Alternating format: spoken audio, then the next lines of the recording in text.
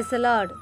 మన ప్రభువు అయిన యేసుక్రీస్తు పరిశుద్ధమైనటువంటి నామంలో ఈ ఉదయకాలపు కృపావార్తను వింటున్నటువంటి మీ అందరికీ దేవుని పేరట వందనాలు చెల్లిస్తూ ఉన్నాను. అందరూ బాగున్నారా?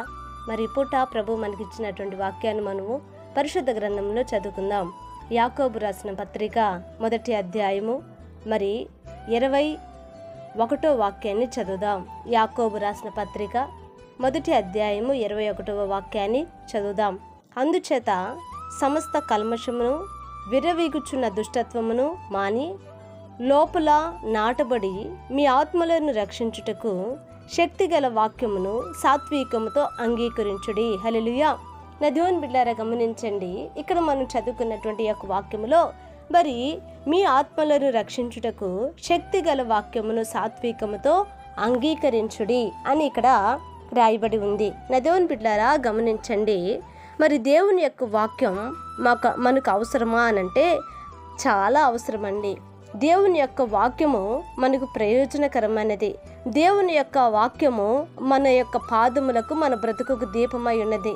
దేవుని యొక్క వాక్యము నా దేవుని బిడ్డలారా భయంకరమైనటువంటి కల్మషము, దుష్టత్వము, విర్రవీగుచున్నటువంటి మరి వ్యర్థమైనటువంటి వాటిలో నుంచి మనల్ని విడిపించేది మరి శక్తి కలిగిన దేవుని యొక్క వాక్యము. మరి ఇక్కడ వాక్యం అంటుంది, మీ ఆత్మలను ఆ వాక్యం ఏం చేస్తుంది అంటే రక్షిస్తూ ఉంది. హల్లెలూయా.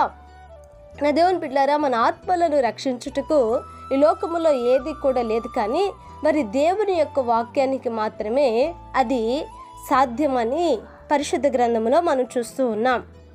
ఈ యొక్క వాక్యము మన యొక్క ఆత్మలను రక్షించుతూ ఉంది కనుక ఆ వాక్యాన్ని మనం ఎలా స్వీకరించాలి, ఆ వాక్యమును ఎలా మనము తీసుకోవాలి అని అంటే సాత్వికమైనటువంటి మనసుతో సాత్వికముతో ఆ వాక్యాన్ని మనము అంగీకరించాలట.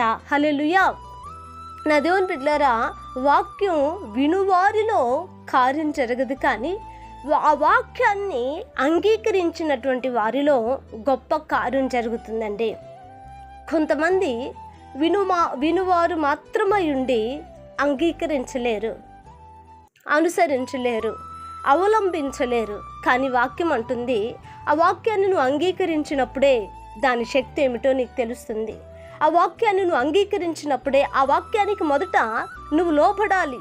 అంగీకరించటం అంటే నా దేవుని బిడ్డలారా దాన్ని నువ్వు స్వీకరించాలి. మరి ఆ యొక్క వాక్యానికి నువ్వు అంగీకరించినప్పుడు మాత్రమే దాని యొక్క మరి శక్తి ఏమిటో మన జీవితంలో మనము కల్లారా అనుభవించగలం. కనుక ఈ రోజున మరి సన్నిధికి వెళ్తున్న మనము అనాలోచనగా దేవుని వాక్యాన్ని వినటం వల్ల ఎన్నో ఎన్నో ఎన్నో ఆశీర్వాదాలు కోల్పోతున్నామండి. కనుక దేవుని యొక్క మందిరానికి వెళ్తున్న మనము ఆయన వాక్యం మీద ఆశ పెట్టుకొని వెళ్ళాలి. ఆ వాక్యము కొరకు తపన పడుతూ వెళ్ళాలి. ఆ వాక్యాన్ని ఇదిగో మరి ఆ జీవపు మాటలు రాగానే నా దేవుని బిడ్డలారా వాటిని మన హృదయంలో మనము పొదుపుకోవాలి. కనుక ఆ రీతిగా దేవుని యొక్క వాక్యాన్ని సాత్వికమైన మనసుతో మనం అంగీకరించడానికి పరిశుద్ధాత్మ దేవుడు అట్టి మనసు మనకు అనుగ్రహించలాగున ప్రార్థన చేద్దాం. మహాపరిశుద్ధుడైన మా తండ్రి, కృపగలిగిన మా గొప్ప దేవా, నీకు వందనాలయ్యా. ఉదయకాలం ముందు నీ మాటలు వినటానికి మీరు ఇచ్చిన కృప కొరకాయ నీకు స్తోత్రాలు. నిజమేనా ప్రభా, నీ వాక్యము అయా శక్తి కలిగింది నాయనా.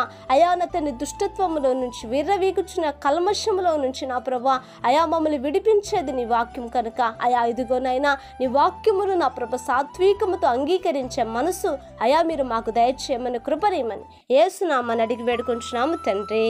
ఆమేన్. Praise the lord. దేవుని కృప మీకు తోడై ఉండును కాక.